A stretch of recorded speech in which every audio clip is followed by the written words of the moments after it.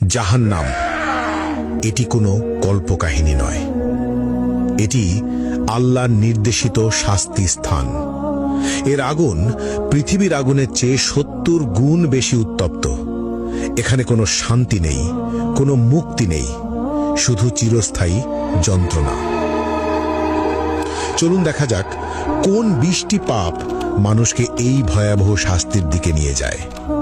প্রথম, মা বাবার অবাধ্যতা।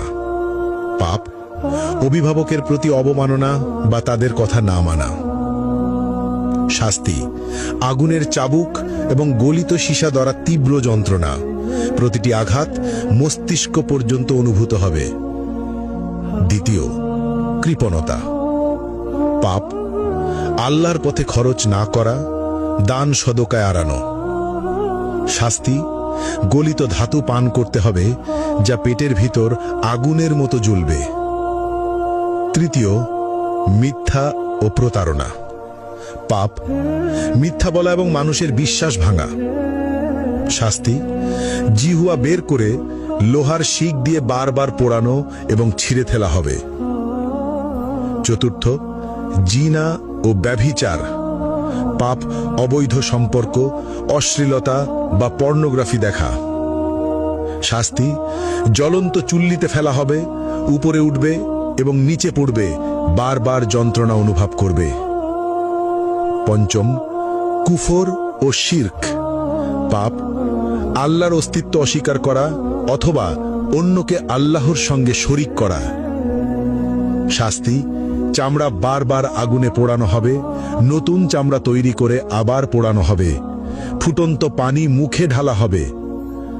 ষষ্ঠত, গীবত ও পরনিন্দা। পাপ অন্যের দোষ খোঁজা এবং অনুপস্থিতিতে সমালোচনা করা। শাস্তি লোহার নখ দিয়ে নিজের মুখ ও শরীর ছিঁড়তে হবে, যন্ত্রণা চিৎকার শোনার মতো কেউ থাকবে না। সপ্তমত, অন্যায়ভাবে হত্যা, নিরপরাধ মানুষ হত্যা। শাস্তি আগুনের নদীতে ডুবিয়ে রাখা হবে, যেখানে বারবার দগ্ধ হতে হবে। অষ্টম, নামাজ ত্যাগ। পাপ ইসলামের প্রধান স্তম্ভ নামাজ ইচ্ছাকৃতভাবে না পড়া। শাস্তি গভীর গর্তে নিক্ষেপ করা হবে, যা তলানিতে পৌঁছাতে ৭০ বছর লাগবে, আগুনের তাপে ছটফট করতে হবে। নবম, মিথ্যা সাক্ষ্য। পাপ অন্যায়ভাবে মিথ্যা প্রমাণ দেওয়া। শাস্তি জিহ্বা টেনে লম্বা করে বারবার কাঁচি দিয়ে কেটে ফেলা হবে। দশম, হারাম বস্তু গ্রহণ। পাপ শূকরের মাংস, মদ, জুয়া বা অন্য কোনো হারাম খাদ্য বা পদার্থ গ্রহণ। শাস্তি ঠোঁট কাঁচি দিয়ে কেটে ফেলা হবে, জিহ্বা ঝলসে যাবে। একাদশ, সুদ গ্রহণ। পাপ ইসলামে নিষিদ্ধ সুদ খাওয়া। শাস্তি পেট ভেতর আগুন, ফুটন্ত তেল পান করানো হবে, আগুনের সাপ দ্বারা দংশন। দ্বাদশ, গর্ব ও অহংকার।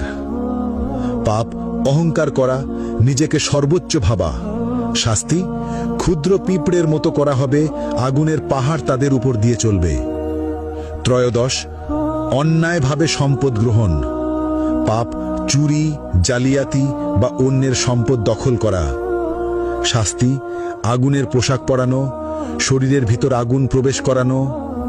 চতুর্দশ, মা বাবার সঙ্গে দুর্ব্যবহার।